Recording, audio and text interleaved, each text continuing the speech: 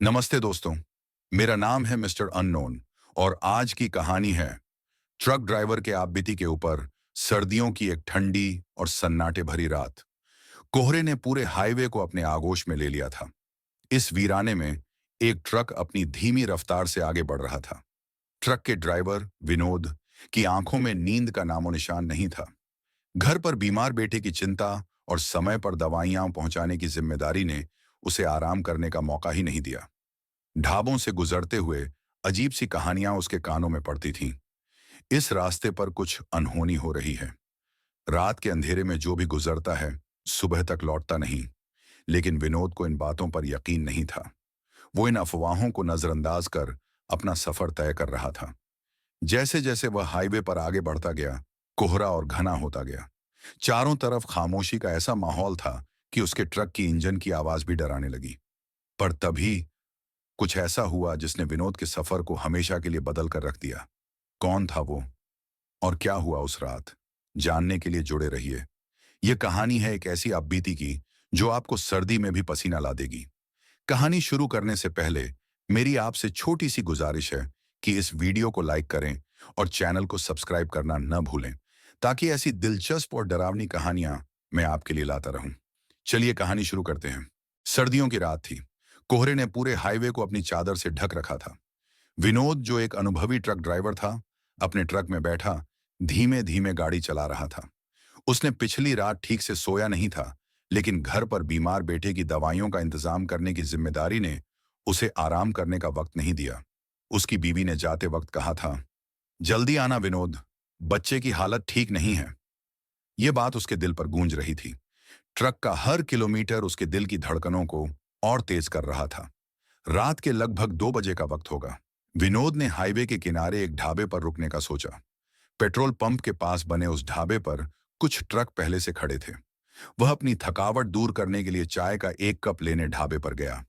वहां बैठे लोगों से हल्की बातचीत के बाद उसने महसूस किया कि सबके चेहरे पर अजीब सा डर था। किसी ने धीमे स्वर में कहा, भाई, आगे मत जाना।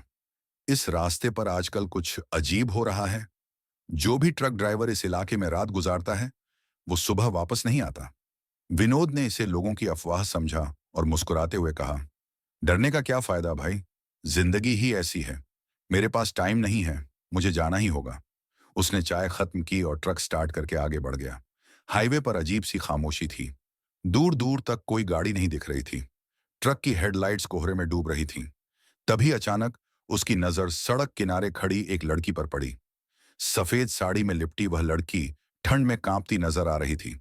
विनोद को थोड़ा अजीब लगा, लेकिन इंसानियत के नाते उसने ट्रक रोक दिया। उसने खिड़की से झांकते हुए पूछा, इतनी रात में यहां क्या कर रही हो? कोई प्रॉब्लम है? लड़की ने धीमे स्वर में कहा, मुझे थोड़ी दूर छोड़ देंगे, मेरा घर यहीं पास में है। विनोद ने उसे बैठने दिया। लड़की ट्रक की कैब में चुपचाप बैठ गई। उसकी आंखों में एक अजीब सी उदासी थी। कुछ देर बाद विनोद ने बात करने की कोशिश की। क्या नाम है तुम्हारा? लड़की ने बिना उसकी तरफ देखे कहा, नेहा। थोड़ी देर बाद विनोद ने महसूस किया कि उसके ट्रक का वजन अचानक बढ़ गया है, जैसे ट्रक पर किसी ने भारी सामान रख दिया हो। उसने रियर व्यू मिरर में देखा, लेकिन कुछ समझ नहीं आया। रास्ता अब और सुनसान हो गया था। तभी नेहा बोली, यहीं रोक दीजिए। विनोद ने ट्रक रोका, लेकिन आसपास कोई घर नजर नहीं आ रहा था। उसने अजीब से शक के साथ पूछा, तुम्हारा घर कहाँ है? यहां तो कुछ नहीं दिख रहा। नेहा मुस्कुराई और ट्रक से उतरने लगी। उतरते वक्त उसने धीरे से कहा, घर तो अब बहुत दूर है, लेकिन आप आगे जाएंगे तो शायद मुझे समझ पाएं। यह सुनकर विनोद को सिहरन सी महसूस हुई। जैसे ही वह लड़की उतरी, ट्रक का सारा वजन हल्का हो गया। विनोद ने पीछे मुड़कर देखा तो लड़की कहीं नजर नहीं आ रही थी। उसके रोंगटे खड़े हो गए। उसने गाड़ी स्टार्ट की और जल्दी जल्दी वहां से निकलने की कोशिश की। लेकिन जैसे जैसे वह आगे बढ़ा, ट्रक के अंदर अजीब अजीब सी आवाजें सुनाई देने लगीं। ऐसा लग रहा था जैसे कोई धीरे धीरे हंस रहा हो। उसकी धड़कन तेज हो गई। वह समझ नहीं पा रहा था कि क्या हो रहा है। तभी अचानक ट्रक के सामने एक बड़ा पेड़ गिरा। ब्रेक मारते ही ट्रक रुक गया। विनोद कांपते हुए ट्रक से उतरा और देखा कि पेड़ के नीचे वही लड़की खड़ी थी, लेकिन इस बार उसके चेहरे पर एक डरावनी मुस्कान थी। विनोद की सांसें रुक गईं। लड़की ने उसकी तरफ इशारा किया और कहा, तुम भी अब मेरे साथ चलो। इसके बाद विनोद ने जो देखा वह उसकी जिंदगी का सबसे बड़ा सदमा था। ट्रक के शीशे पर उसकी खुद की लाश झूल रही थी। सुबह जब लोग उस रास्ते से गुजरे तो उन्होंने ट्रक को सड़क किनारे खड़ा पाया। ट्रक खाली था और ड्राइवर का कोई पता नहीं था। पर ट्रक के शीशे पर खून से लिखा था, जो समय पर रुकना नहीं जानते उनका सफर यहीं खत्म हो जाता है। विनोद की बीवी मीरा अपने बेटे राहुल के सिर पर हाथ फेर रही थी। बच्चा तेज बुखार में तप रहा था। घड़ी रात के 4 बजा रही थी, लेकिन विनोद का कोई फोन नहीं आया था। मीरा को चिंता सता रही थी। हर बार की तरह विनोद समय पर लौट आता था, लेकिन इस बार कुछ अलग था। अपने आंसुओं को रोकते हुए उसने विनोद के मोबाइल पर कॉल किया, पर फोन स्विच ऑफ आ रहा था। मीरा ने खुद को तसल्ली देने की कोशिश की कि शायद ट्रक खराब हो गया होगा, पर मन में अजीब सा डर बैठा हुआ था। राहुल की हालत और बिगड़ रही थी। मीरा ने भगवान से विनोद की सलामती की प्रार्थना की। इधर विनोद उस भूतिया ट्रक के अंदर बंद अपने होश खो बैठा था। ट्रक के शीशों से खून की बूंदें टपक रही थीं। हर बार जब वह खिड़की खोलने की कोशिश करता तो बाहर वही लड़की खड़ी मिलती। उसका चेहरा पहले जैसा नहीं था। उसकी आंखें गहरे काले गड्ढों में बदल चुकी थीं और उसके होठों पर एक विकृत मुस्कान थी। विनोद का दिल बुरी तरह से धड़क रहा था। उसने ट्रक का हॉर्न बजाने की कोशिश की, पर आवाज नहीं निकली। ऐसा लग रहा था मानो वह किसी अलग ही दुनिया में कैद हो गया हो। तभी ट्रक के अंदर अचानक एक आवाज गूंजने लगी, तुम भाग नहीं सकते। विनोद ने डर के मारे अपने कान बंद कर लिए।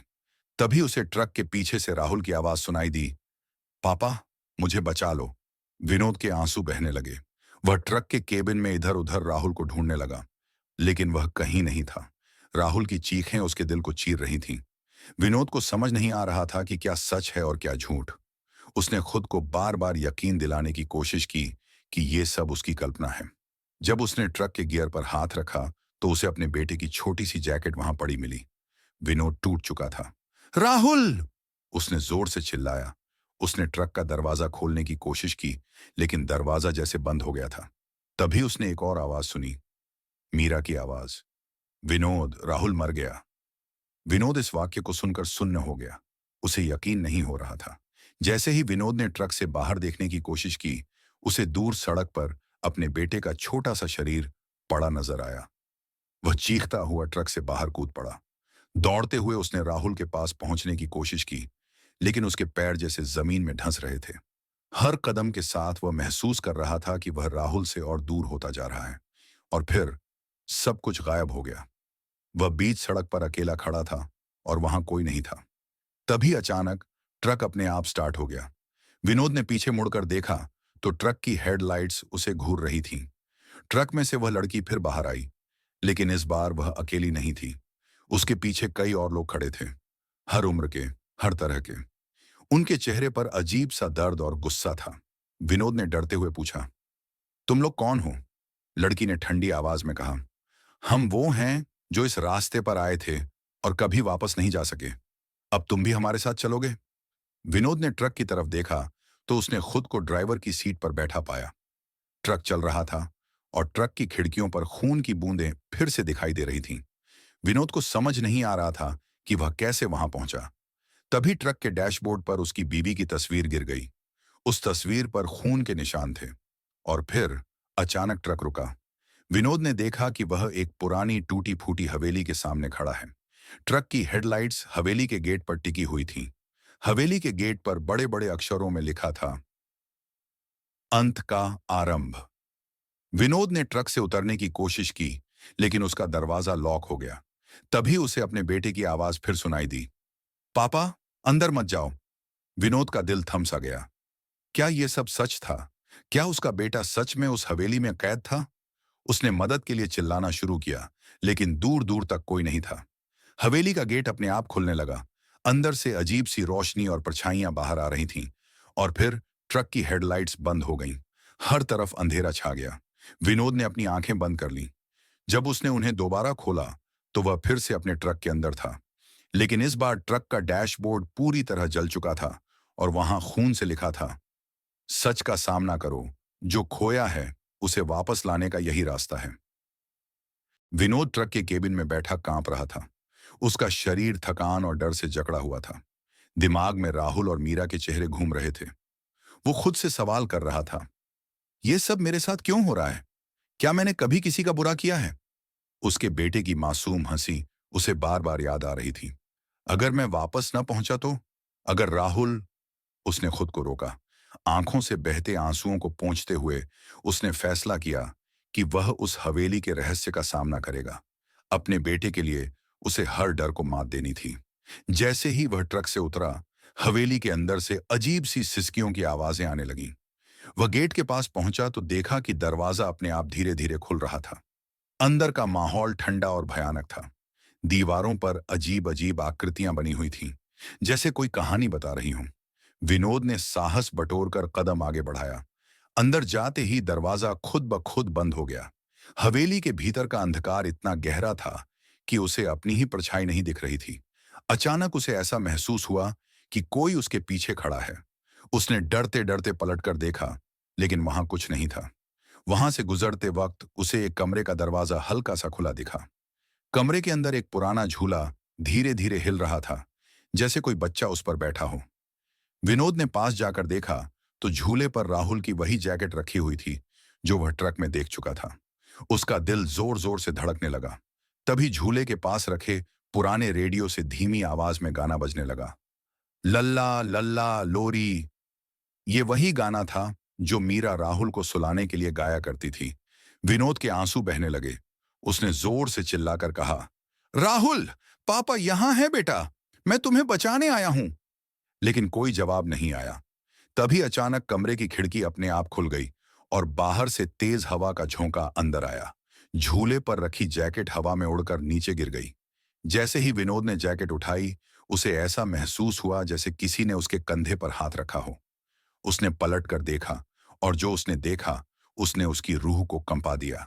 वहां खड़ी वही लड़की थी, सफेद साड़ी में, उसके चेहरे पर खून के निशान और आंखें अंधेरे की तरह खाली। लड़की ने धीमे स्वर में कहा, तुम्हारा बेटा अब यहां है, उसे बचाना है तो सच का सामना करो। विनोद ने हिम्मत जुटाकर पूछा, तुम कौन हो और मेरा बेटा कहाँ है? लड़की ने अपनी काली आंखों से उसे घूरते हुए कहा, तुमने जिस सड़क पर गाड़ी चलाई वो सिर्फ एक सड़क नहीं है। वहां कई बेगुनाहों का खून बहा है। वो खून अब तुम्हें बुला रहा है। विनोद समझ नहीं पा रहा था कि ये सब क्या है। तभी लड़की ने अपनी उंगली से हवेली की एक पुरानी दीवार की तरफ इशारा किया। विनोद ने देखा कि दीवार पर कई सारी तस्वीरें बनी थीं। इन तस्वीरों में ट्रकों के हादसे, मरते हुए लोग और उनमें फंसे बच्चे दिखाए गए थे। एक तस्वीर में विनोद का ट्रक भी बना हुआ था। तस्वीर में उसके ट्रक के नीचे एक छोटा बच्चा कुचला हुआ दिख रहा था। यह देखकर विनोद की आंखों से आंसुओं की धारा बह निकली। उसने घुटनों पर गिरते हुए कहा, नहीं, यह सब झूठ है। मैंने कभी किसी को नुकसान नहीं पहुंचाया। यह हादसा कैसे हो सकता है?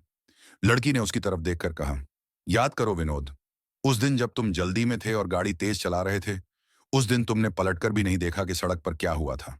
वह बच्चा, वो मेरे बेटे की जान थी और अब तुम्हें उसी दर्द से गुजरना होगा। विनोद के दिमाग में फ्लैशबैक आने लगे। उसे याद आया कि सालों पहले एक रात उसने एक गांव के पास अपने ट्रक को तेजी से भगाया था। सड़क पर एक झलक दिखी थी, लेकिन उसने गाड़ी नहीं रोकी थी। उस वक्त वह अपने काम को लेकर इतना व्यस्त था कि उसने उस पल को कभी याद भी नहीं किया। लेकिन अब यह सब उसकी आंखों के सामने आ रहा था। लड़की ने अचानक जोर से चीखते हुए कहा, जो दूसरों को अनदेखा करते हैं वे कभी चैन से नहीं जी सकते।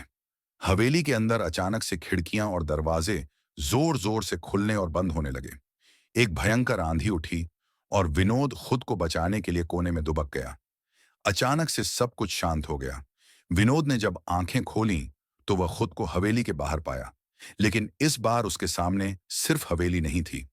वहां गांव के कई लोग खड़े थे, जिनके चेहरे पर क्रोध और दर्द का भाव था। एक बूढ़े आदमी ने आगे बढ़कर कहा, तुमने हमारे बेटे को मारा था और अब तुम्हें इसका अंजाम भुगतना होगा। लेकिन विनोद की नजरें भीड़ में एक चेहरा ढूंढ रही थीं, राहुल का। और तभी उसने राहुल को देखा। वह भी उसी भीड़ का हिस्सा था, लेकिन उसका चेहरा अजीब और खाली था, जैसे उसकी आत्मा कहीं खो गई हो। विनोद ने चीखते हुए कहा, राहुल, बेटा मैं तुम्हें बचा लूंगा। विनोद का मन बेचैन था। वह राहुल की खाली आंखों का ख्याल छोड़ नहीं पा रहा था। ट्रक के स्टीयरिंग पर बैठा वह अंधेरी सड़क पर धीमे धीमे गाड़ी चला रहा था। चारों ओर सन्नाटा था। बस ट्रक के इंजन की आवाज ही उसे ये यकीन दिला रही थी कि वह अभी भी जिंदा है। मन में बार बार मीरा और राहुल का चेहरा आ रहा था। कैसे उसने वादा किया था कि जल्दी लौटेगा, और अब यह सफर उसे किसी ऐसी जगह ले जा रहा था जहां से लौटना शायद नामुमकिन हो। पापा जल्दी आना। राहुल के ये शब्द उसके कानों में बार बार गूंज रहे थे। उसने गुस्से में खुद को कोसते हुए ट्रक के स्टीयरिंग पर जोर से हाथ मारा। मैंने क्या किया ऐसा? क्यों मेरी जिंदगी इस मोड़ पर आकर रुक गई है? लेकिन सवालों के जवाब नहीं थे। वह जानता था कि उसे राहुल को वापस लाना है, चाहे कुछ भी हो। रात का सन्नाटा धीरे धीरे और गहरा होता जा रहा था। सड़क पर घने पेड़ अंधेरे में किसी डरावने साए जैसे लग रहे थे। अचानक विनोद ने सड़क के किनारे एक झलक देखी। एक आदमी सड़क पर खड़ा था, हाथ से कुछ इशारा कर रहा था। विनोद ने ट्रक रोकने का फैसला किया, लेकिन जब उसने पास जाकर देखा तो वहां कोई नहीं था। उसका दिल जोर जोर से धड़कने लगा। उसने अपने आप से कहा, शायद मेरा वहम था। वह ट्रक में वापस बैठा और आगे बढ़ने की कोशिश की, लेकिन जैसे ही उसने गाड़ी स्टार्ट की, उसे अपने केबिन के शीशे में पीछे किसी के खड़े होने की परछाई दिखाई दी। उसने घबराकर पीछे देखा, लेकिन वहां कुछ भी नहीं था। विनोद ने गाड़ी की रफ्तार तेज कर दी, लेकिन अब हर कदम पर कुछ न कुछ अजीब हो रहा था। सड़क के किनारे पेड़ों की परछाइयां कभी कभी इंसानों जैसी लगती। हवा का झोंका आते ही उसे ऐसा महसूस होता जैसे कोई उसका नाम पुकार रहा हो। उसने खुद को संभालते हुए तय किया कि वह इन सब चीजों को नजरअंदाज करेगा। ट्रक की हेडलाइट अचानक कमजोर पड़ने लगी। विनोद ने ध्यान दिया कि गाड़ी के मीटर पर अजीब सी हरकत हो रही थी। वह ट्रक को रोकने ही वाला था कि अचानक गाड़ी रुक गई। उसने ट्रक से उतरकर इंजन चेक करने की कोशिश की। इंजन में सब कुछ सही लग रहा था, लेकिन तभी उसे सड़क के दूसरी तरफ हलचल दिखाई दी। एक बच्चा सड़क के किनारे खड़ा था।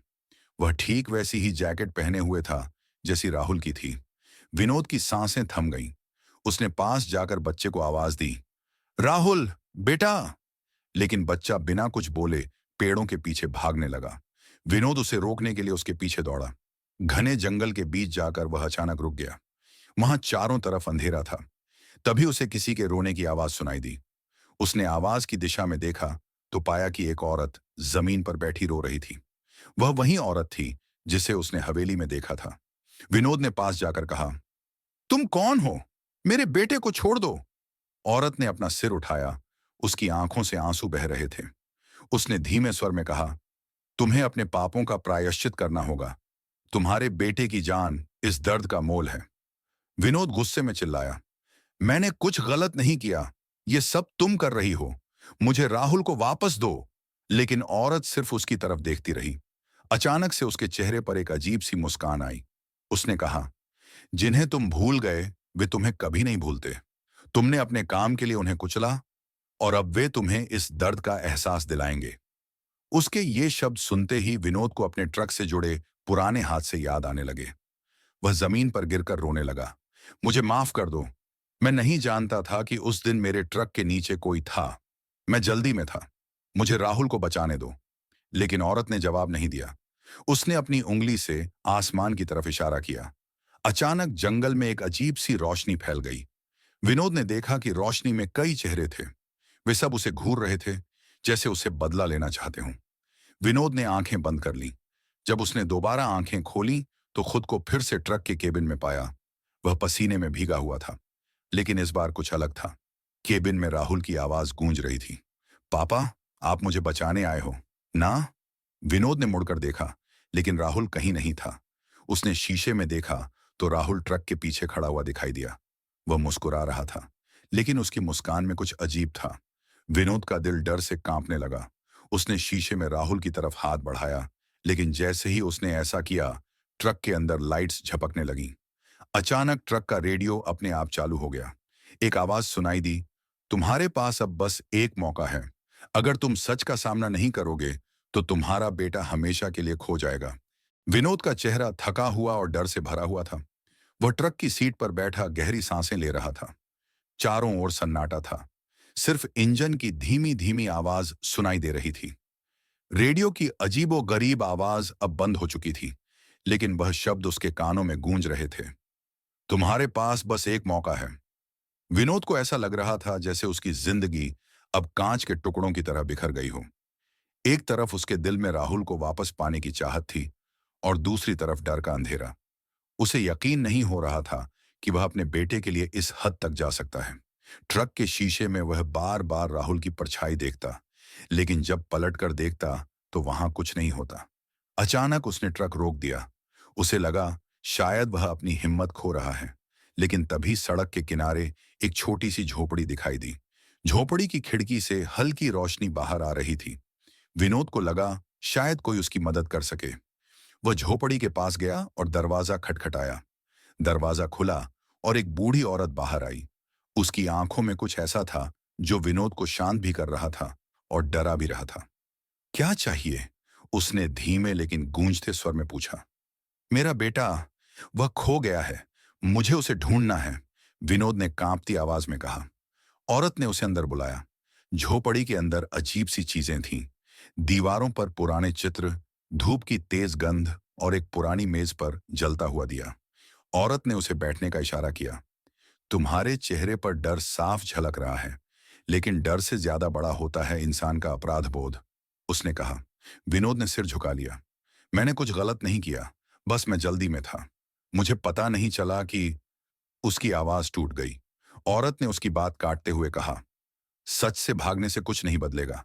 अगर तुम अपने बेटे को वापस पाना चाहते हो तो तुम्हें अतीत का सामना करना होगा। तभी बाहर हवा तेजी से चलने लगी। झोपड़ी के दरवाजे जोर जोर से हिलने लगे। विनोद ने खिड़की से बाहर देखा तो दूर सड़क पर एक अजीब सी आकृति खड़ी थी।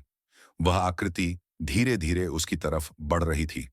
विनोद का दिल जोर जोर से धड़कने लगा। यह क्या है? उसने कांपती आवाज में पूछा। औरत ने उसे चेतावनी दी। ये वे हैं जो तुम्हारे फैसले का इंतजार कर रहे हैं।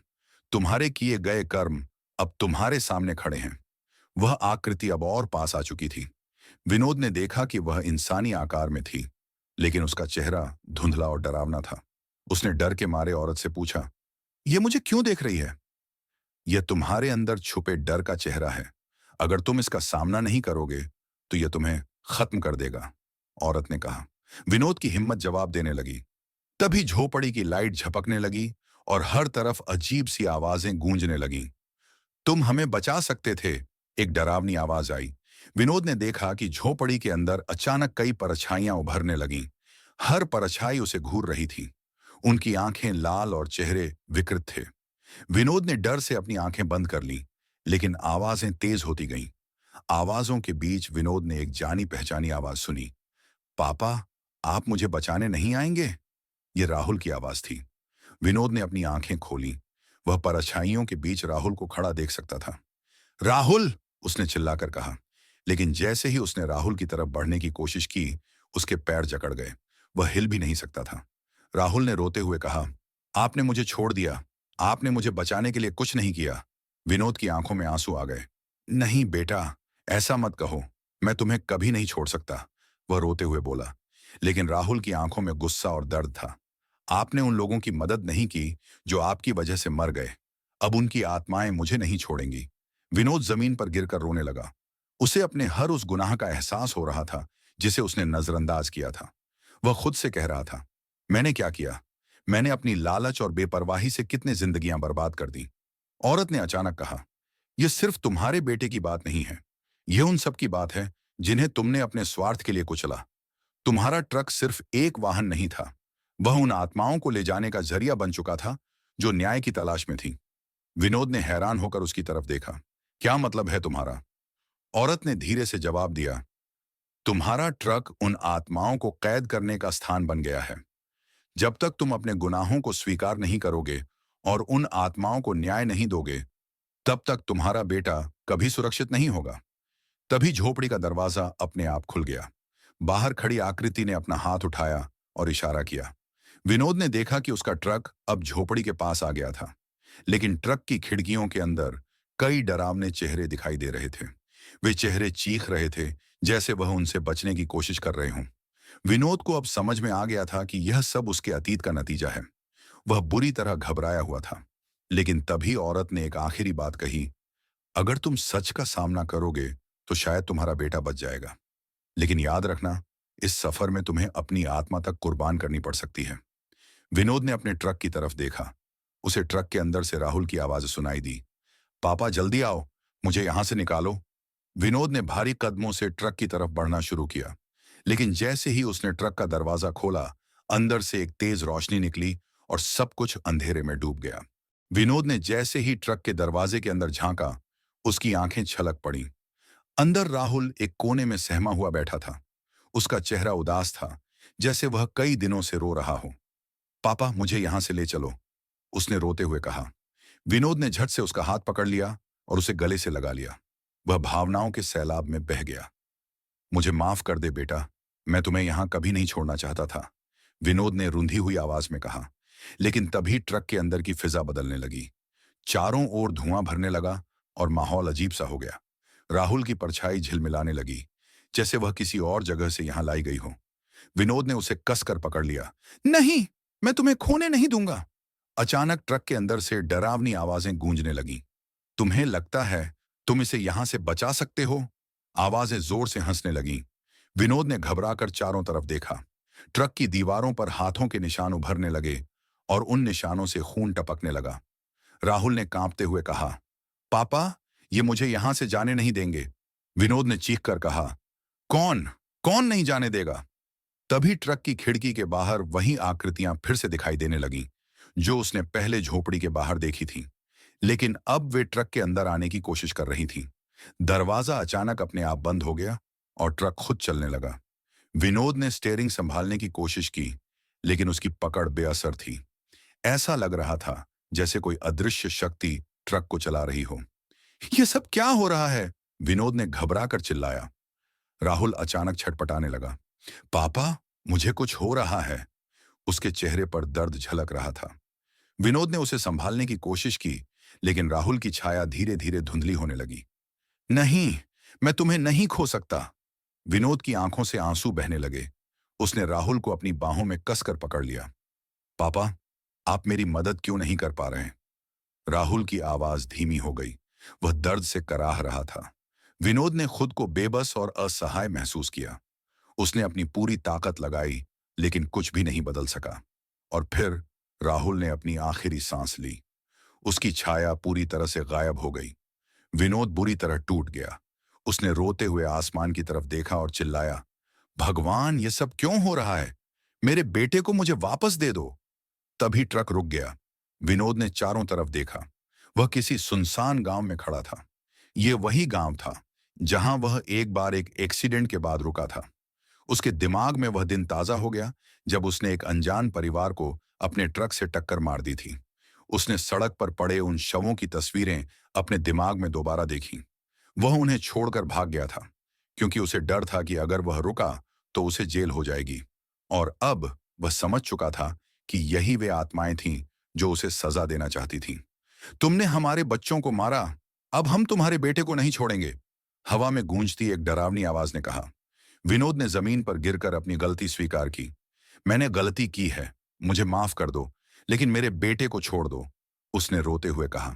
आवाजें धीरे धीरे शांत हो गईं, लेकिन तभी एक औरत का साया सामने आया।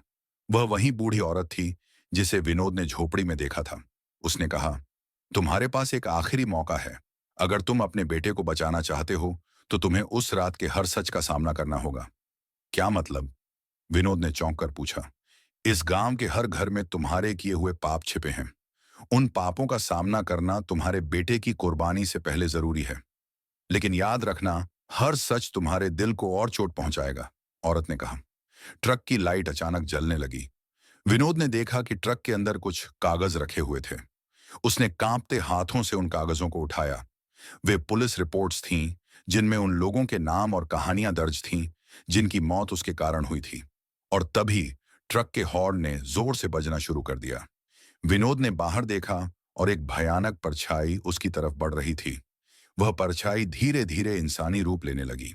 विनोद ट्रक के दरवाजे पर बैठा हुआ था। उसके हाथों में राहुल की वो छोटी सी लाल कार थी जो वह हमेशा अपने साथ रखता था। उसके बेटे के बिना यह दुनिया जैसे सूनी हो गई थी। हर कोने में राहुल की हंसी, उसके मासूम सवाल गूंजते रहते। पापा, क्या आप हमेशा मेरे साथ रहेंगे? राहुल का वह सवाल विनोद के कानों में बार बार गूंजता। वह यादें उसे तोड़ रही थीं। वह खुद को कोसने लगा कि काश उसने उस रात किसी और रास्ते से गाड़ी चलाने का फैसला किया होता। अगर मैंने वो एक्सीडेंट नहीं किया होता तो आज ये दिन न देखना पड़ता, उसने खुद से कहा। आंखों से गिरते आंसू इस बात का गवाह थे कि एक पिता अपनी बेबसी में किस हद तक टूट चुका था। ट्रक के अंदर लगी रेडियो की आवाज अचानक तेज हो गई। वह पहले धीमी फुसफुसाहटों में बदल गई और फिर डरावने चिल्लाने की आवाजों में। विनोद ने झट से रेडियो बंद करना चाहा, लेकिन वह बंद नहीं हुआ। वह डर के मारे सीट से पीछे हट गया। रेडियो से एक अजीब सी आवाज आई। तुम्हें सच्चाई जाननी होगी विनोद, समय कम है। ट्रक के शीशे के बाहर अचानक धुंध फैलने लगी। धुंध में कई साए उभरने लगे। वे साए खिड़की पर दस्तक दे रहे थे। विनोद ने डरते हुए दरवाजा खोला और बाहर झांकने की कोशिश की, लेकिन जैसे ही उसने बाहर कदम रखा, जमीन उसके पैरों के नीचे से खिसक गई। वह किसी गहरे खड्डे में गिर रहा था।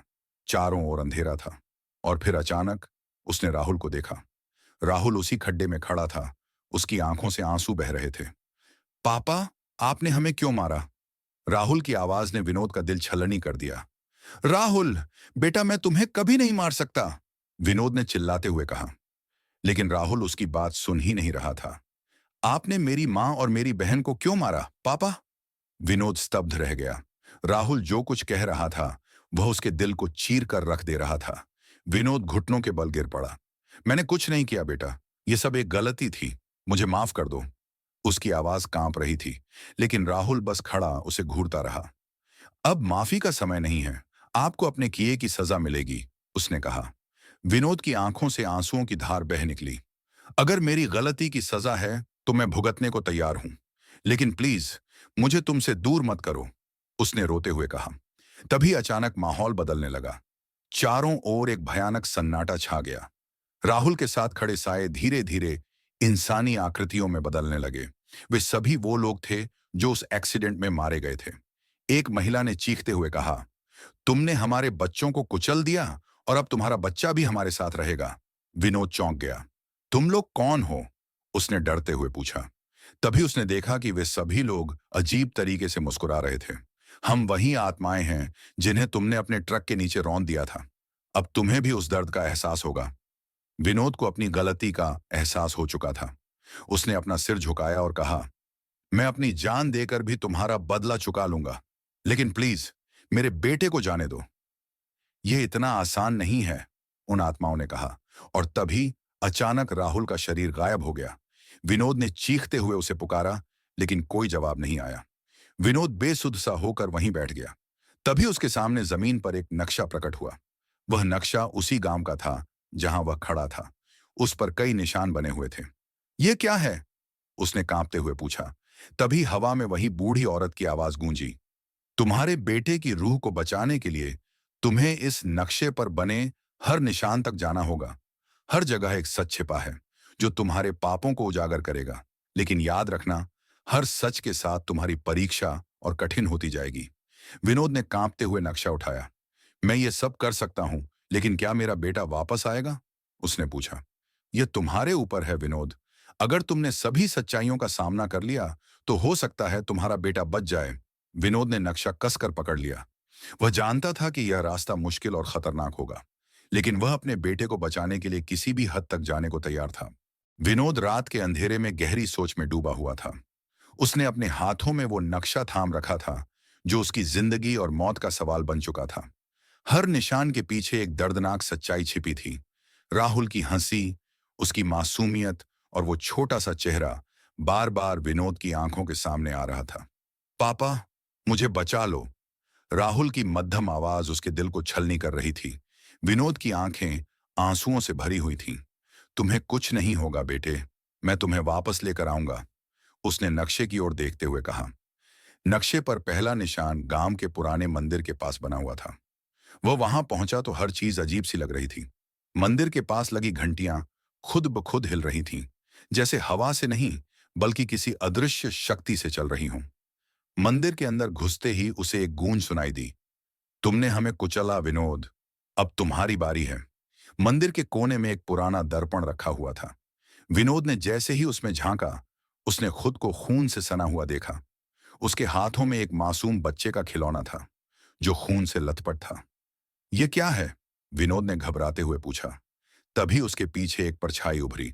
वह परछाई धीरे धीरे एक महिला का रूप ले रही थी। उस महिला ने चिल्लाते हुए कहा, तुमने मेरे बेटे को मारा, अब मैं तुम्हारे बेटे को चैन से नहीं जीने दूंगी। और फिर एक जोरदार चीख के साथ सब कुछ गायब हो गया। विनोद वहां अकेला खड़ा कांप रहा था। विनोद को अपनी गलती का एहसास हो रहा था। उसने खुद को उस रात की यादों में झोंक दिया।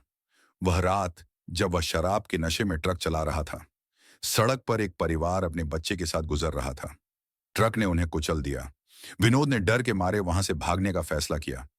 काश मैं रुक गया होता, काश मैंने उन्हें बचाने की कोशिश की होती। वो खुद से बात कर रहा था। उसकी आंखों से आंसू बहने लगे। उसने आसमान की ओर देखा और कहा, भगवान मुझे माफ कर दो, मैं अपनी गलती सुधारना चाहता हूं। लेकिन वक्त किसी का इंतजार नहीं करता। उसे पता था कि यह सिर्फ शुरुआत है। अभी कई और सच्चाइयों का सामना करना बाकी था। नक्शे पर दूसरा निशान एक पुरानी कुएं के पास था। विनोद वहां पहुंचा तो उसे वहां एक अजीब सी गंध महसूस हुई, जैसे वहां कुछ सड़ा गला हो। कुएं के पास पहुंचते ही उसने देखा कि कुएं का पानी खून की तरह लाल हो गया था। तभी कुएं के पानी से एक चेहरा उभरा। ये वही महिला थी जो मंदिर में दिखाई दी थी, लेकिन इस बार उसके साथ एक बच्चा भी था। बच्चा डर से कांप रहा था। यह राहुल है, विनोद ने चीखते हुए कहा। उसने कुएं में झांकने की कोशिश की, लेकिन अचानक एक हाथ ने उसे पकड़ लिया और खींचने लगा। विनोद ने अपनी पूरी ताकत लगाई और खुद को छुड़ाया, लेकिन तभी एक चीखती हुई आवाज गूंजी, तुम्हारा बेटा हमारे पास है। अगर उसे बचाना है तो अपने गुनाह कबूल करो और सब कुछ खोने के लिए तैयार रहो। विनोद ने डरते हुए पूछा, तुम लोग क्या चाहते हो? आवाज ने जवाब दिया, सच का सामना, और यह सिर्फ शुरुआत है। विनोद ने नक्शे पर तीसरे निशान की ओर देखा। यह गांव के बाहरी इलाके में बने एक पुराने स्कूल के पास था। उसे समझ नहीं आ रहा था कि इन सब का उसकी जिंदगी से क्या रिश्ता है। तभी उसे एक औरत की आवाज सुनाई दी, विनोद, तुम्हारा सच तुम्हें तुम्हारे बेटे तक ले जाएगा, लेकिन हर सच तुम्हें अंदर तक तोड़ देगा। विनोद ने गहरी सांस ली और स्कूल की ओर बढ़ने का फैसला किया, लेकिन उसके मन में एक सवाल था, क्या मैं राहुल विनोद को अब बचा तक थक पाऊंगा चुका था या यह सब एक उसके साजिश चेहरे है? पर तनाव साफ झलक रहा था। उसने खुद को इस हालात में घिरा पाया जहां उसे अपने गुनाहों का सामना करना पड़ रहा था। लेकिन हर बार राहुल की मासूम हंसी और उसकी आवाज उसे आगे बढ़ने के लिए मजबूर कर रही थी। वह एक पिता था और किसी भी कीमत पर अपने बेटे को बचाना चाहता था। उसने नक्शे पर तीसरे निशान की ओर देखा और गहरी सांस लेते हुए कदम बढ़ाए। वह जगह गांव के पुराने स्कूल के पास थी, जो अब खंडहर में तब्दील हो चुका था। जब वह स्कूल के पास पहुंचा तो उसकी आंखों के सामने उसकी बचपन की यादें ताजा हो गईं। वह स्कूल जहां वह खुद पढ़ा करता था, बरगद का वो पुराना पेड़ जहां वह और उसके दोस्त खेला करते थे। लेकिन आज सब कुछ बदल चुका था। पेड़ सूख चुका था, स्कूल की दीवारें जर्जर हो चुकी थीं और चारों ओर एक सन्नाटा फैला हुआ था। उसने स्कूल के गेट को छूते ही एक अजीब सा सिहरन महसूस की। उसके दिल में भारीपन आ गया। उसे अपनी गलतियों का बोझ महसूस हो रहा था। स्कूल के अंदर कदम रखते ही उसे किसी के चलने की आवाज सुनाई दी। आवाज धीमी थी, लेकिन पूरी तरह साफ। उसने पीछे मुड़कर देखा, लेकिन वहां कोई नहीं था। स्कूल की एक क्लासरूम में एक पुराना ब्लैक बोर्ड था, जिस पर सफेद चौक से लिखा हुआ था, तुम्हारा सच यहां तुम्हारा इंतजार कर रहा है। विनोद ने डरते हुए क्लासरूम का दरवाजा खोला। अंदर हर चीज बिखरी हुई थी, जैसे वहां एक जोरदार तूफान आया हो। तभी उसे बच्चों की हंसी सुनाई दी। हंसी इतनी गूंजती हुई थी कि उसके रोंगटे खड़े हो गए। उसने खिड़की से झांक कर देखा और वहां एक सफेद साड़ी पहने औरत खड़ी थी। उसकी आंखें खून जैसी लाल थीं। उसने विनोद की तरफ इशारा किया और कहा, तुम्हारा समय खत्म हो रहा है। विनोद चीखते हुए पीछे हट गया। इस भयानक घटना के बाद विनोद टूट चुका था। उसने अपने घुटनों के बल बैठकर अपनी आंखें बंद कर लीं और राहुल की तस्वीर को सीने से लगा लिया। वह फूट फूट कर रोने लगा। उसकी आंखों से आंसू थमने का नाम नहीं ले रहे थे। राहुल, मुझसे गलती हो गई बेटे, मुझे माफ कर दो, प्लीज लौट आओ। तभी उसे अपनी पत्नी सुमन की आवाज सुनाई दी, अगर तुमने सच का सामना नहीं किया तो राहुल कभी वापस नहीं आएगा। उसने चौंक कर इधर उधर देखा, लेकिन वहां कोई नहीं था। उसकी आंखें नम थीं और वह खुद को अंदर से खाली महसूस कर रहा था। उसने ब्लैक बोर्ड पर ध्यान दिया, जहां अचानक एक बच्चा दिखाई दिया। वह बच्चा राहुल था, लेकिन वह कुछ अजीब लग रहा था। उसके चेहरे पर एक गहरी उदासी थी। पापा, आपने मुझसे झूठ क्यों बोला? राहुल की यह बात विनोद को चौंका गई। क्या झूठ? विनोद ने घबराते हुए पूछा। राहुल ने जवाब दिया, आपने कहा था कि आप मुझे कभी अकेला नहीं छोड़ेंगे, लेकिन उस रात आप मेरी मदद के लिए नहीं आए। आपने मुझसे मेरा बचपन छीन लिया। विनोद को अब समझ आ रहा था कि राहुल क्या कहना चाहता है। वह उस दिन शराब के नशे में इतना डूबा हुआ था कि उसने अपनी जिम्मेदारी से मुंह मोड़ लिया। तभी खिड़की के पास खड़ी वह औरत अचानक क्लासरूम के अंदर आ गई। उसकी हंसी गूंजने लगी। उसने विनोद की तरफ देखते हुए कहा, तुमने हमारे बच्चों को मारा, अब देखो तुम्हारा अपना बच्चा कैसे तुमसे दूर हो रहा है। विनोद ने डरते हुए पूछा, तुम क्या चाहती हो? औरत ने मुस्कुराते हुए कहा, तुम्हारा गुनाह तुम्हें सच्चाई के करीब ले जाएगा, लेकिन हर सच्चाई तुम्हारी आत्मा को झकझोर देगी। उसने नक्शे पर चौथे निशान की ओर इशारा किया। यह निशान गांव के एक पुराने कब्रिस्तान का था। विनोद ने नक्शे को देखा और गहरी सांस ली। अब उसकी राह और भी मुश्किल हो चुकी थी। क्या वह अपने बेटे को बचा पाएगा, या यह सब एक धोखा है? विनोद रात के अंधेरे में अकेला चल रहा था। उसकी आंखों में बेबसी और दर्द का सागर उमड़ रहा था। नक्शे का चौथा निशान उसे खींच रहा था, मानो वह उसकी किस्मत का आखिरी पन्ना हो। गांव का पुराना कब्रिस्तान, वह जगह है जहां किसी के कदम नहीं पड़ते थे। लेकिन विनोद का दिल अपने बेटे राहुल की मासूमियत के लिए तड़प रहा था। उसने राहुल की तस्वीर को अपनी जेब से निकाला और उसे देखकर उसकी आंखों से आंसू बहने लगे। राहुल के चेहरे की मासूम मुस्कान उसे जीने का हौसला देती थी। उसने आसमान की ओर देखा और फुसफुसाया, भगवान, मुझे माफ कर दो। मैं बस अपने बेटे को वापस चाहता हूं। जैसे ही वह कब्रिस्तान के पास पहुंचा, वहां का सन्नाटा उसे डराने लगा। हवा में एक अजीब सी ठंडक थी। पेड़ धीरे धीरे हिल रहे थे, मानो किसी ने उन्हें छुआ हो। विनोद ने चारों तरफ नजर दौड़ाई, लेकिन उसे कोई नहीं दिखा। तभी एक पुरानी टूटी हुई घंटी की आवाज उसके कानों में पड़ी। आवाज इतनी रहस्यमय थी कि उसके कदम खुद ब खुद उस दिशा में बढ़ने लगे। जैसे ही वह कब्रिस्तान के गेट पर पहुंचा, उसने देखा कि गेट अपने आप खुल रहा था। अंदर एक लंबा सफेद कपड़े पहने आदमी खड़ा था। उसके चेहरे पर कोई भाव नहीं था।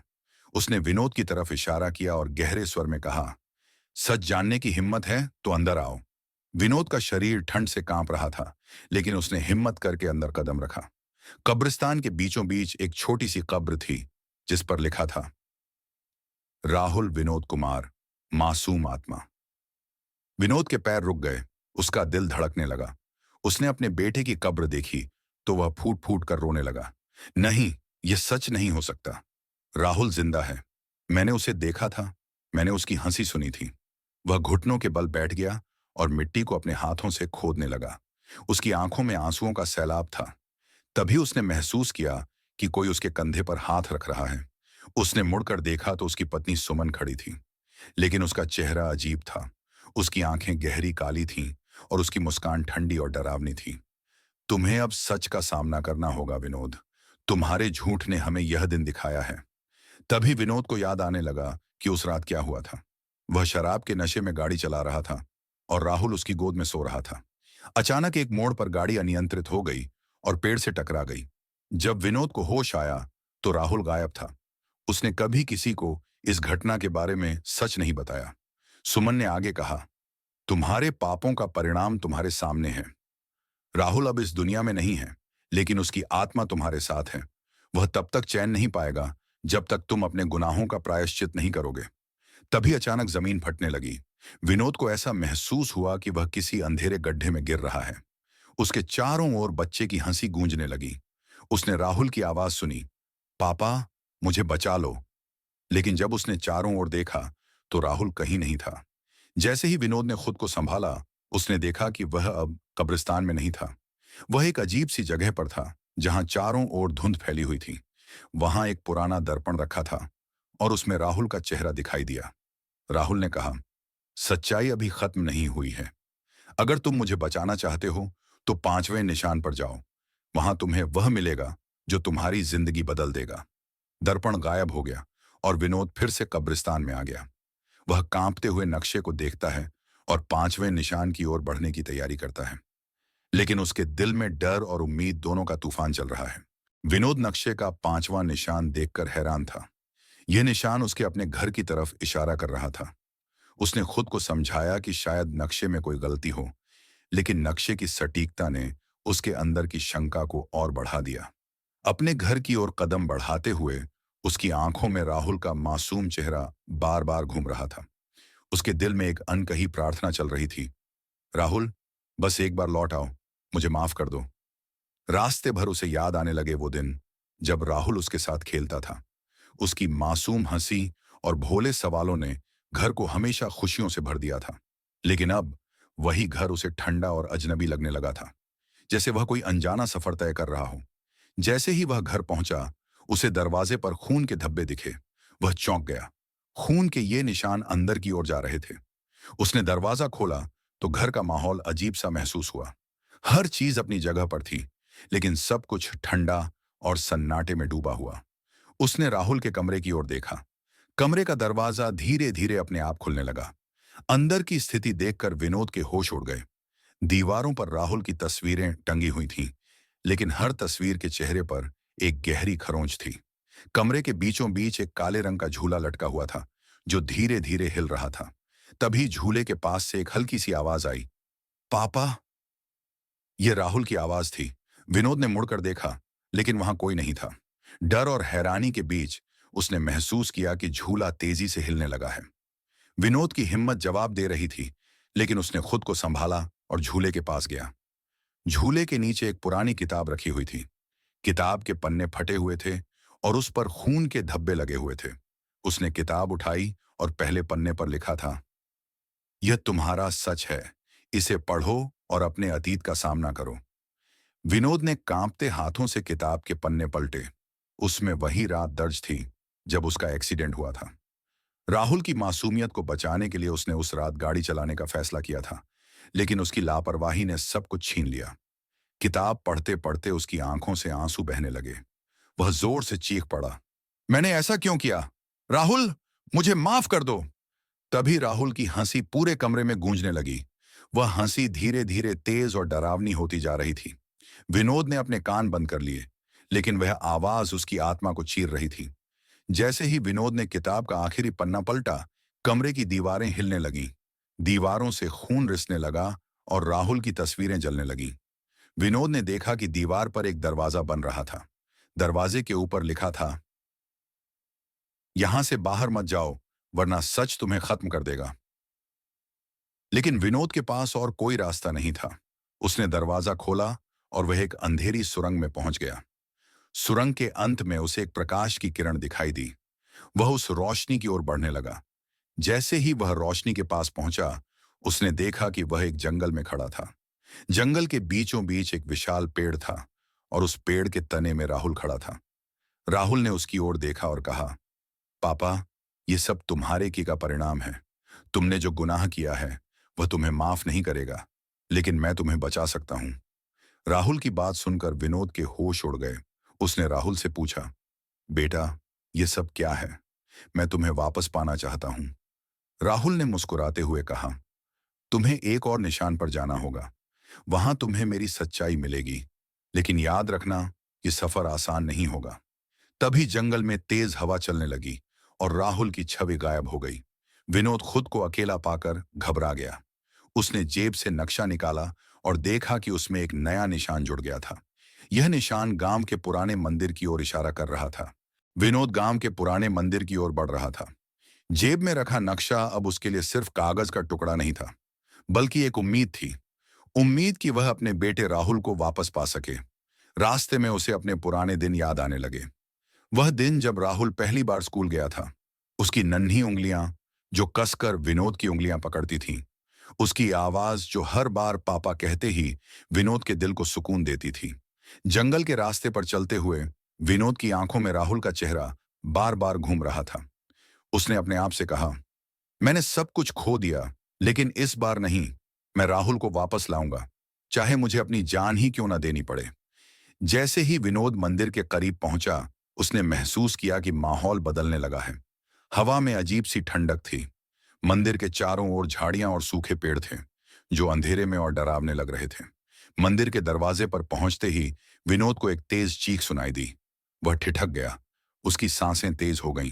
उसने दरवाजा धकेला और अंदर का दृश्य देखकर उसके होश उड़ गए।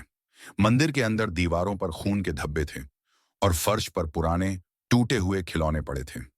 उन खिलौनों में से एक राहुल का पसंदीदा खिलौना भी था। वह लाल रंग की कार जिसे राहुल कभी अपने से दूर नहीं रखता था। तभी मंदिर के कोने से एक साया उभरा। वह साया धीरे धीरे विनोद की ओर बढ़ने लगा। विनोद ने उसकी ओर देखा और वह साया अचानक गायब हो गया। डर के मारे उसके पैर कांपने लगे। विनोद की आंखों में आंसू आ गए। उसने राहुल की लाल कार को उठाया और उसे सीने से लगा लिया। उसकी आवाज लड़खड़ाते हुए बाहर आई, राहुल, मैं तुझसे माफी मांगता हूं। मैं तुझे बचा नहीं सका।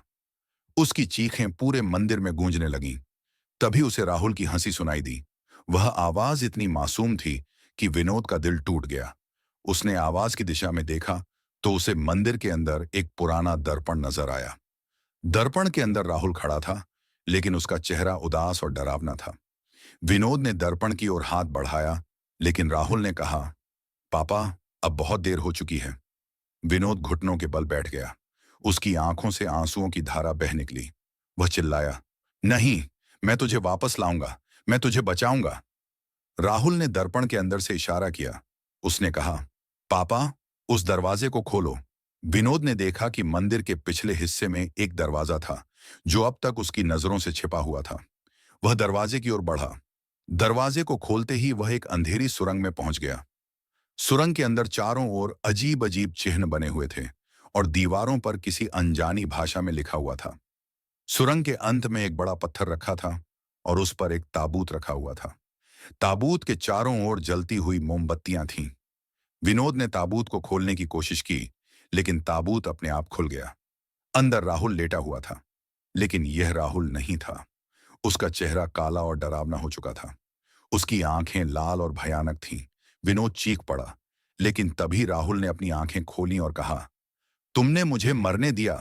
अब तुम इस श्राप से कभी नहीं बच सकते। सुरंग में अचानक तेज हवा चलने लगी।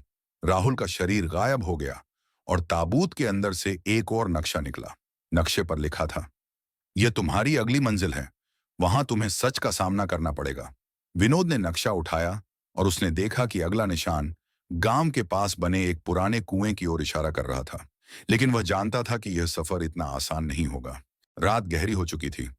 विनोद अपने छोटे से कमरे में बैठा था और उसके सामने वही नक्शा खुला हुआ था जो उसे पुराने मंदिर में मिला था। दीवार पर राहुल की तस्वीर टंगी थी। वह तस्वीर विनोद के लिए सिर्फ एक याद नहीं, बल्कि उसकी टूट चुकी दुनिया का आखिरी सहारा थी। तस्वीर में राहुल हंस रहा था। उसकी मासूम आंखें सीधे विनोद को देख रही थीं। विनोद ने राहुल से वादा किया था कि वह उसे बचाने के लिए हर खतरा उठाएगा। उसने नक्शे को देखा, जो अब उसे गांव के पास के पुराने कुएं तक ले जाने का संकेत दे रहा था। गांव के उस हिस्से में कोई नहीं जाता था। वहां के लोग मानते थे कि कुआं श्रापित है, लेकिन विनोद के लिए डर और श्राप से बड़ा उसका बेटा था। उसने अपने आंसू पोंछे और बाहर निकलने की तैयारी शुरू कर दी। विनोद ने जैसे ही कुएं के पास कदम रखा, उसे महसूस हुआ कि हवा अचानक ठंडी हो गई है। आसमान साफ था, लेकिन अजीब तरह की सिहरन हर तरफ महसूस हो रही थी। कुएं के पास पहुंचते ही उसे फर्श पर अजीब निशान नजर आए। वे निशान उसी भाषा में थे जो उसने मंदिर की सुरंग में देखी थी। कुएं से धीमी धीमी आवाजें आ रही थीं। विनोद ने जब नीचे झांक कर देखा तो उसे वहां सिर्फ गहराई और अंधेरा नजर आया। लेकिन अचानक कुएं से एक तेज चीख निकली। वह इतनी भयानक थी कि विनोद का दिल कांप उठा। उसने तुरंत अपनी टॉर्च जलाकर नीचे देखने की कोशिश की, लेकिन वहां कुछ नजर नहीं आया। तभी पीछे से किसी ने उसके कंधे पर हाथ रखा। विनोद ने मुड़कर देखा, लेकिन वहां कोई नहीं था। उसकी सांसें तेज हो गईं। उसने खुद को संभाला और तय किया कि वह कुएं के अंदर जाएगा, चाहे कुछ भी हो। विनोद ने रस्सी पकड़ी और खुद को कुएं के अंदर उतारने लगा। जैसे जैसे वह नीचे जा रहा था, उसे अजीब अजीब आवाजें सुनाई दे रही थीं। अचानक रस्सी झटके से रुक गई। विनोद ने देखा कि रस्सी खुद ब खुद उलझने लगी थी। वह घबराया, लेकिन उसने हिम्मत नहीं हारी। नीचे पहुंचते ही उसे दीवारों पर अजीब चित्र बने नजर आए। उन चित्रों में बच्चों को दिखाया गया था जो रो रहे थे और उनकी आंखों में खून के आंसू थे। विनोद की आंखों में राहुल का चेहरा घूमने लगा। वह अपने आंसू रोक नहीं पाया। उसने जोर से कहा, राहुल, तुम जहां भी हो, पापा आ गए हैं। लेकिन तभी उसे राहुल की रोने की आवाज सुनाई दी। वह आवाज इतनी असली थी कि विनोद को लगा राहुल उसे पुकार रहा है। उसने आवाज की दिशा में दौड़ना शुरू किया, लेकिन वह अचानक गिर पड़ा। उसके हाथों में कुछ गीला लगा। जब उसने देखा तो उसके हाथ खून से सने हुए थे। विनोद के सामने एक दरवाजा था। वह दरवाजा अजीब तरीके से बंद था और उस पर वही भाषा लिखी हुई थी। उसने दरवाजा खोला और जो उसने देखा उस पर यकीन करना मुश्किल था। कमरे के बीचों बीच एक अजीब पत्थर का सिंहासन रखा था। उस पर एक कंकाल बैठा हुआ था, जिसके चारों ओर बच्चों के खिलौने बिखरे हुए थे। तभी वह कंकाल हिलने लगा। उसकी आंखों से लाल रोशनी निकल रही थी। विनोद डर के मारे पीछे हट गया। कंकाल ने कहा, तुम्हें अपने बेटे को बचाना है तो तुम्हें मेरी शर्त माननी होगी। विनोद ने कांपती हुई आवाज में पूछा, क्या शर्त है? कंकाल ने कहा, तुम्हें अपने प्राणों की बलि देनी होगी, तभी तुम्हारा बेटा इस श्राप से मुक्त होगा। विनोद के सामने सबसे बड़ा सवाल था, क्या वह अपने बेटे के लिए अपनी जान देने को तैयार है? विनोद ने फैसला कर लिया। उसने कहा, अगर मेरी जान देने से मेरा बेटा वापस आ सकता है तो मैं तैयार हूं। कंकाल ने हंसते हुए कहा, यह इतना आसान नहीं होगा। तभी सिंहासन के पास एक और दरवाजा खुला। उस दरवाजे से एक और सुरंग का रास्ता नजर आया। कंकाल ने कहा, यह आखिरी रास्ता है। अगर तुम इसमें गए तो सच जान जाओगे, लेकिन ध्यान रखना, सच हमेशा दर्दनाक होता है। विनोद ने बिना कुछ सोचे सुरंग में कदम रखा। सुरंग के अंदर अजीब रोशनी थी और दीवारों पर उसी भाषा में कुछ लिखा हुआ था। विनोद ने देखा कि सुरंग के अंत में एक बड़ा झरना था, जिसके पास एक और ताबूत रखा हुआ था। विनोद सुरंग के भीतर बढ़ते हुए हर कदम पर अपने बेटे राहुल का चेहरा याद कर रहा था। उसकी मासूम मुस्कान, उसकी बातें और वह दिन जब उसने पहली बार अपने बेटे को गोद में उठाया था। उसकी आंखों में राहुल के लिए सिर्फ प्यार और गहरा अफसोस था। वह सोच रहा था कि आखिर कहाँ चूक हो गई थी, कैसे उसका बेटा इस अंधेरे में खो गया। सुरंग की दीवारों से टकराती उसकी सांसों की आवाजें उसकी बेचैनी को और बढ़ा रही थीं। राहुल, उसने धीरे से कहा, जैसे उम्मीद हो कि उसका बेटा उसे सुन लेगा।